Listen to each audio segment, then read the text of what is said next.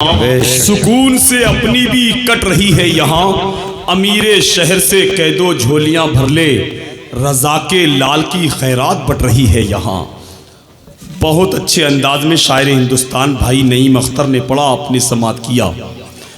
علامہ مفتی معین الدین چترویدی کلکتوی منبر نور پر جلوہ بار ہیں۔ کافی لمبا سفر طے کرنے کے بعد آپ کی دیار محبت میں تشریف لائے ہیں۔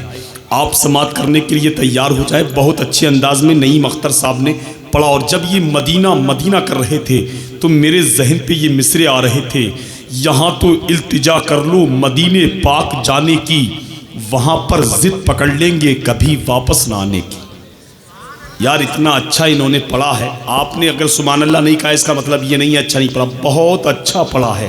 میں تو بیٹھا یہ سوچ رہا تھا کہیں 1947 میں اگر پیدا ہو گئے ہوتے تو انگریز جس طریقے سے ہمارے ملک سے قیمتی چیزیں چرا کے لے گئے، میں سوچ رہا تھا بھی انہیں بھی چرا کے نہ لے جاتے، لیکن خدا کا شکر ہے اس وقت یہ قوم کی امانت بنے ہوئے ہیں۔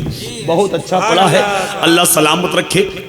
لیکن آپ تو لوگ بالکل ایسا لگ رہا ہے اتنے خاموش بیٹھے ہیں، ہم سب لوگ سوچنے پہ مجبور ہیں۔ آپ کہتے ہوں گے بار بار ناظم عثمانی آپ آتے ہو اور سبحان اللہ کہنے کی بات کرتے ہو، ہاتھ اٹھانے کی بات کرتے ہو، لیکن ایک بات بتائیے، جب تمہارا یہ ہاتھ ٹرین میں چائے لینے کے لیے یہ لپک سکتا ہے، جب تمہارا ہاتھ یہ بریانی لوٹنے کے لیے لپک سکتا ہے، جب یہ تمہارا ہاتھ چائے لینے کے لیے اٹھ سکتا ہے، تو کیا مصطفیٰ کے نام پہ سبحان اللہ کہنے کے لیے نہیں اٹھ سکتا ہے؟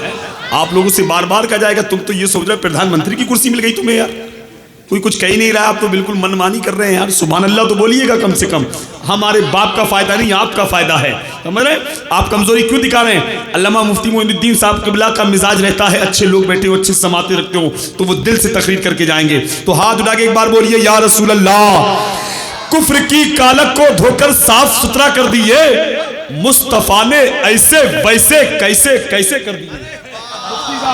مفتی مدثر صاحب قبلہ علامہ سجاد صاحب ذرا کہہ دیجئے سبحان اللہ، کفر کی کالک کو دھو کر صاف ستھرا کر دیے، مصطفیٰ نے ایسے ویسے کیسے کیسے کر دیے۔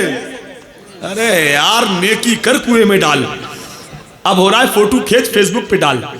عجیب حالات ہو گئے یار، پہلے بیٹے کے لیے لوگ پریشان رہتے تھے، اب لوگ موبائل کے ڈیٹے کے لیے پریشان ہیں۔ پہلے لوگ گھر سے ماں کے ہاتھ چوم کے نکلتے تھے، اب لوگ گھر سے موبائل کی بیٹری پھل کر کے نکلتے ہیں۔ عجیب حالات ہو گئے یار اس وقت۔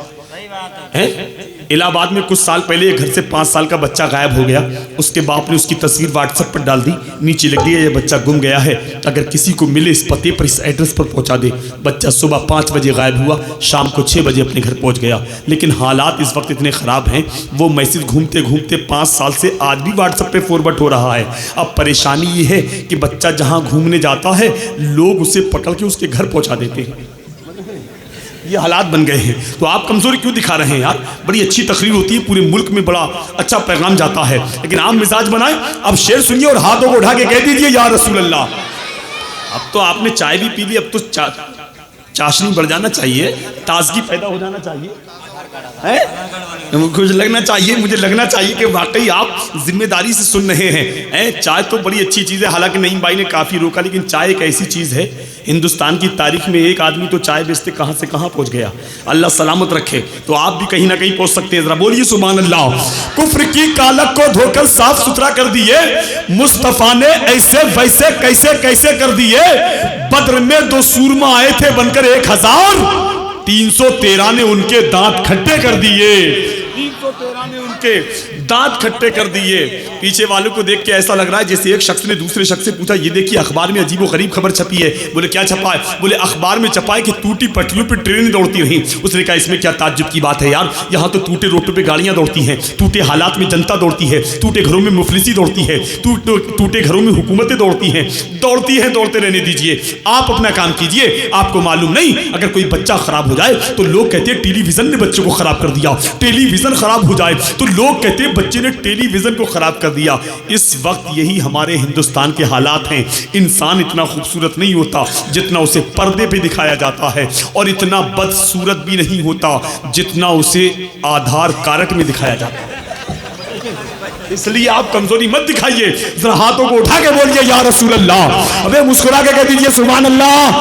اب ایک شعر سنیے, میں نے ایک مولانا نے جلسے میں کہا مسکرا کے بولو سبحان اللہ. مجمع میں ایک 24 نمبری کھڑا ہو گیا, بولے مولانا مسکرانا نہیں چاہیے. مولانا نے کہا اور کیا نہیں ہونا چاہیے؟ بولا اتنی نعتیں نہیں ہونا چاہیے, اتنے نعرے نہیں ہونا چاہیے. مولانا نے رضوی تیور بدلا اور کہا کیا نہیں ہونا چاہیے؟ بولا یہ نظر, یہ نیاز, یہ فاتحہ, یہ بریانی, یہ کھچڑا, یہ حلوہ, یہ ملیدہ, یہ اگربتی, یہ شربت کچھ نہیں ہونا چاہیے. مولانا بولے اور کیا نہیں ہونا چاہیے؟ بولا تیجا نہیں ہونا چاہیے, 20واں نہیں ہونا چاہیے, 40واں نہیں ہونا چاہیے, برسی نہیں ہونا چاہیے. کہا ظالم خاموش, ہر جائز کام ہونا چاہیے, تجھ جیسا ناجائز انسان نہیں ہونا چاہیے. کیونکہ دل میں ہم اپنے جذبہ احمد رضا لے جائیں گے, بعد مرنے کے ایمان بچا لے جائیں گے. ان سے ہوشیار رہنا سارے زمانے والے, یہ وہ انڈے ہیں جو دوزخ میں ابالے جائیں گے. یہ وہ انڈے ہیں جو دوزخ میں ابالے جائیں گے. تمہارے سامنے تو اگر دل نکال کے بھی رکھ دیا جائے تو اس پہ لٹ پھیلو گے. تمہاری یہ حال ہے, کمزوری مت دکھائیے. آئیے میں بہت تیزی کے ساتھ کچھ نہ کہتے ہوئے آپ کی سماعتوں کی دہلیز تک ہندوستان کا مہان پروکتا, اصلاحی تقریر کے اسپیشلسٹ, سماج سیوا کے وشیشک, خطیب الہند, مفکر اسلام, حامی قرآن, فصیح اللسان, بلیغ البیان, ملت کی شرحان, ہم سب کے مہمان, اسلامی اسکالر حضرت علامہ مفتی معین الدین چترویدی کلکتوی کی آمد ہو رہی ہے. استقبال کر لیں, نعرہ لگا لیں نعرہ تکبیر. آپ کی آواز سن کے کہیں امام صاحب کا انتقال نہ ہو جائے.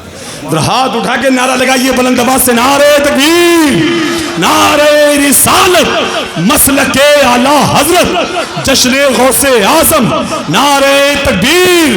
قلندر سنگ مرمر کے مکانوں میں نہیں ملتا, یہ اصلی کی ہے بنیوں کی دکانوں میں نہیں ملتا. شعر و سخن ہمیں احمد رضا کے در سے ملتا ہے, یہ ایسا شعر ہے کہ کارخانوں میں نہیں ملتا. سبحان اللہ, ماشاءاللہ, بہت خوب, سبحان اللہ.